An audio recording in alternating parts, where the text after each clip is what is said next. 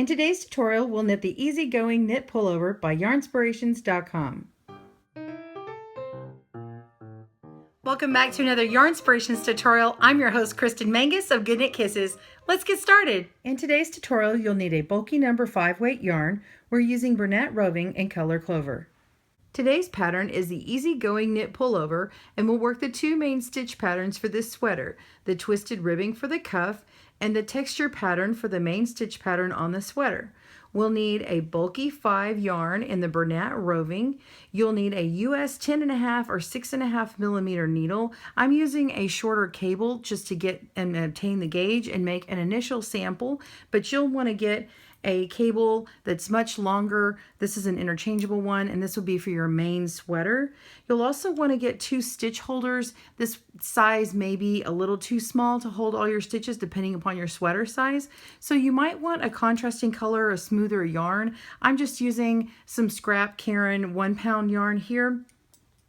And you'll also need a tape measure, and the tape measure is to measure yourself for your sweater or the person you're going to make it for, and also to obtain your gauge. So you'll need those things. Gather your supplies, and I'll see you in a moment. To get your free pattern, go to the link below and click it to get to yarnspirations.com and download the easygoing knit pullover.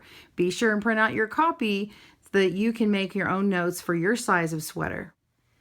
The easygoing knit sweater actually works from the bottom up. So this is a twisted rib cuff here, and you work the back of the sweater first and then the front. Then you go up to the neck and shape it, work on the shoulders and the sleeves, and then come back to finish and put this beautiful cowl neck on it. And so we're going to show you how to do that in a longer knit along. Right now in this tutorial, we're going to work on the main stitch pattern for the sweater and the cuff. The cuff will be used on the bottom of, the ribbing is going to be on the bottom of the sweater and on the cuffs of the sleeve. Let's get started. Once you have your pattern, you want to download it, print it, and go to the second page and to this top left area here, and it's talking about 2 different sections of pattern. We're going to work on this part here, which is the twisted ribbing, and this part here, which is the texture pattern. So first, let's work on the twisted ribbing right now. Okay, we're going to cast on to make this twisted ribbing, and then we'll continue it on and make this nice big sample. It's about a 6x6. You'll be able to measure this and make sure that the sizing works out for you. You definitely want to measure and check your gauge so that you get a sweater that's not way too big or way too small. So we're going to do a long tail cast on. We're going to cast on about 28 stitches. So I pulled out about 28 inches or 70 centimeters for my long tail, and then I'm going to put a slip knot in here. Just wind around my finger, take the back over the front, take the back over the front again, and put that on my needle. And I'm going to put the tail part towards me, actually, this part of the tail, and then the ball is at the back. And this is just how I do it. And if you need a video on that, I'm sure we've got one on the Yarnspirations channel. I've also got it on GoodKnit Kisses. So we're doing the slingshot method or long tail cast on. I'll do the first couple of stitches slower just in case you haven't done it before, because this is on the easy stitch pattern size. This whole pattern is on the easy side. So we're going to put that in our slip knot here, hold our yarn in our left hand, split that. The ball yarn is at the back and the tail is at the front. We're going to scoop it up from our thumb and go down through where our finger is, and then go down where the thumb is, and then tighten that up a little bit. Okay, go up through the thumb, down where the finger is, and then down again with the thumb, and then that pulls off, and then you can just tighten that up a little bit. Okay, so you're just going to continue on in that manner until you have 21 stitches on your needle. I'll see you in a moment. We've cast on, and now we want to turn our work over. This is my tail here. It's a little long, but you can cut this off after a while. It's better to have a longer tail to begin with, and then you can cut it and manage it rather than be too short. So we're going to flip it over, and I want you to mark that we are on the right side for row 1. I'm just going to take a little stitch marker and put it in the front of one of these little purl bumps. It doesn't matter which one. I'm showing this one. This is the right side as well. Now, if this is a easy pattern, and it does work with knit and purl stitches, but it also works with knit through the back loop. Now, if you've never knit through the back loop, it's a little bit different than a regular knit stitch. Normally a knit stitch is going to go in through this stitch here and knit around and pull through, okay? But we're actually going to twist the stitch. These stitches back here are actually twisted, and what we do, instead of going through the front of the leg of the stitch, we're actually going to go to the back. So it's called knit in the back loop. We're going to wrap around just like we normally would and pull through a loop like we normally would, but it twists that on here. Okay, so then the next stitch is actually going to be a purl because this is a ribbing. So we're going to yarn forward and then purl this stitch by going through the front of that leg there, yarning over and pulling through. Now if you need slower videos, I do have some on my channel, and there should be some links down below for you. So now we're going to the back here, or we're going back to knit in the back loop. So instead of the front, we go back here, yarn over, pull it forward. You've got yourself a loop. Now we want to purl, yarn forward, purl that stitch. Okay, so you're just going to continue working back and forth, knitting through the back loop and then purling. Okay, continue on until you are at your last stitch, which should be knit through the back loop, and I will join you for the second row. Okay, at the end of our first row, just a reminder, once you've purled, go to the back. If you do not go to the back, you'll create a yarn over and increase your stitch count. So if you're not familiar with doing ribbing as often, make sure after you're done with this last stitch to count how many stitches are on here and make sure that you don't have an increase. You just should have 21 at the end. So yarn to the back. We're going to knit this stitch in the back of the loop. So here it is again, slow. Yarn over, push that loop through, and let it fall off your left needle. So you've got that last stitch on there, turn around. We're gonna work on the second round of here. This is the second row. This one's a little trickier. This one is a purl in the back loop, and it feels like a little bit of a gymnastics trick here. So we're going to go into the back here, like this, into the back of the stitch. Instead of approaching it from this direction, we're actually approaching it from this direction. So your needles are gonna line up like this.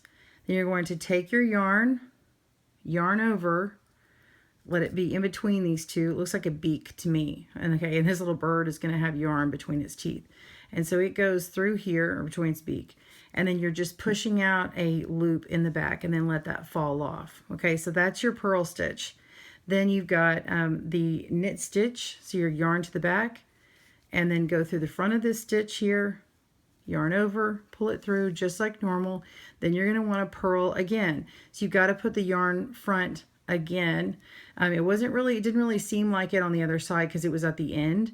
But now that we're on to the second stitch, or actually the third, we need to put the yarn forward, tilt your needles to the back, slip that through that hole right there. So they're parallel like that. Put it through the middle of those two like that little beak. And then let that purl on through the back of that stitch. Okay, yarn to the back again and knit that stitch. Continue in that stitch pattern until the row is complete. And this is a roving yarn, so if you see the yarn kind of splitting, be sure and kind of fix it as you go. Otherwise, it's going to give you some hang-ups. It's beautiful yarn. You just need to kind of watch what you're working. So we'll see you in a moment at the end of the row.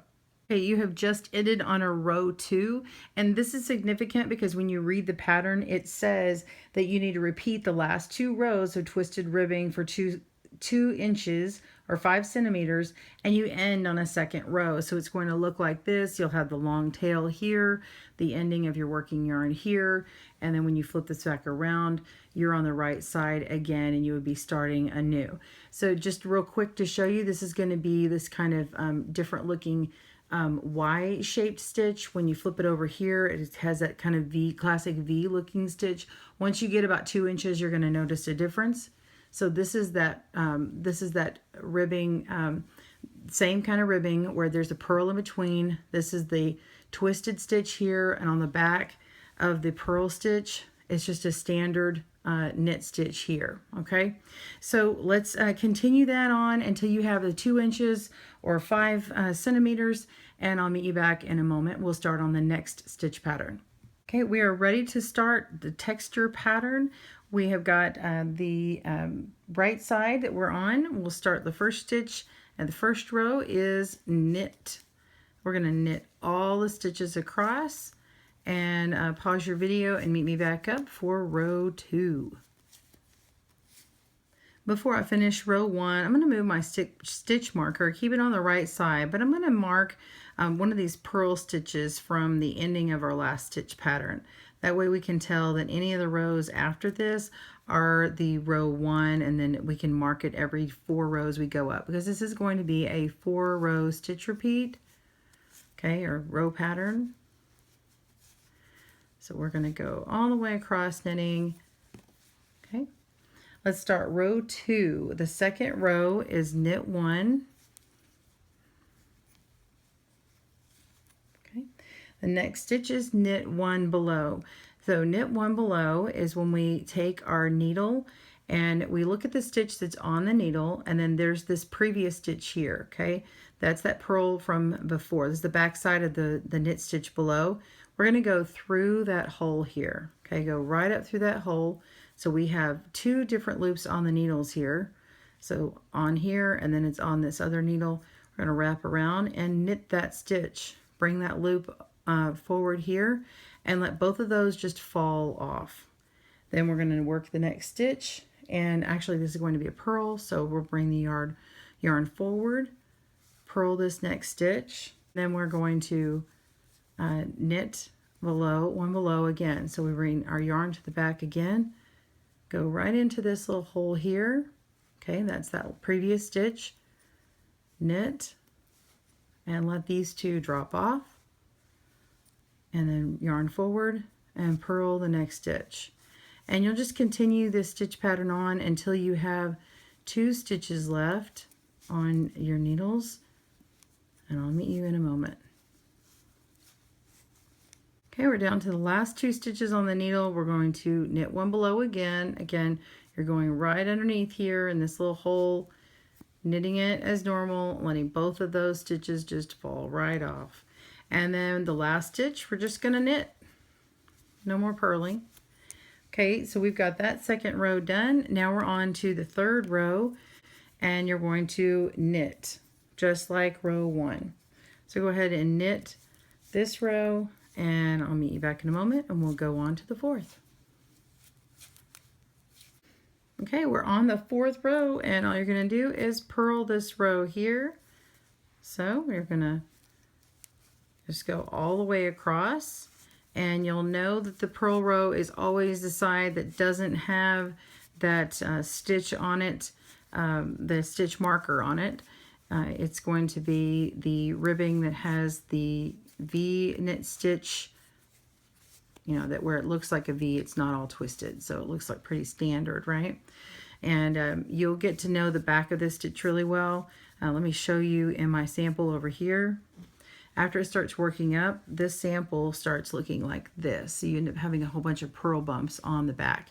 And then the front side will look like this. So meet me back in a moment and I'll show you what this looks like after just one full repeat of the stitch pattern. See you in a moment. Okay, we're back. We've done 4 rows in this stitch pattern repeat for the texture stitch, and you'll notice that this has gotten just a little bit wider here. It's spreading out, and on our larger sample you can see how this goes in, this cuff here, this edging, and then it sticks out for the texture stitch. You can also not tell just yet on here what this pattern is going to become. In between these columns here, when you pull it out, you'll see this knit stitch, this purl stitch appear right before these knit stitches. That's going to repeat again. So when you look on my larger sample that I've continued on, you're going to see these purl stitches in between. Whenever there's this a knit one below, it makes it pop out. So you've got this protruding stitch here that makes this really pretty bumpy pattern. So you're going to continue on as called into the pattern and knit your inches, so you will need to measure that. Let's go ahead and show you how to measure to make sure your gauge is right. Most of the time when you're working on your rows, it says that your gauge is supposed to be 24 rows per 4 inches, but that's not necessarily something that you have to worry about. It's mainly the width on the stitches here. So we want to make sure that you're getting 12 stitches per 4 inches. So I'm going to measure across 4 inches here. I'm going to go to the beginning of this V column here, these V stitches, these knit stitches, and I'm going to go over to where my line ends over here on the 4, and it's right before this next stitch here comes. So I've got 1, 2 in this column here. So this is 2, 4, 6, 8, 10, 12. So I've got 12 stitches across in a 4-inch area. That's right on gauge what I need to be.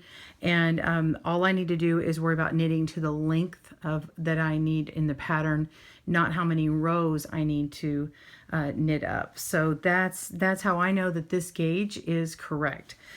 So the other time I mentioned that you're going to need stitch markers is in the pattern. It calls for needing to hold some of those stitches, so you may have to bind off a few. You'll want to know how to bind off, just a standard bind off, or you can bind off in pattern. And then when you start taking stitches off to hold them, say you've knit a few, then you just kind of scoop up and pick up those stitches like that. So that's how you take stitches off your needles, and you might hold like a certain amount of live stitches and then work on the panel however the pattern calls. So that's what you would use in that instance. Okay, well, I hope you've enjoyed this tutorial today and that you end up making your sweater. I'd love to hear about it. Thank you again for joining us. On behalf of yarnspirations.com and GoodKnit Kisses, I'm Kristen Mangus, wishing you happy knitting. Bye-bye.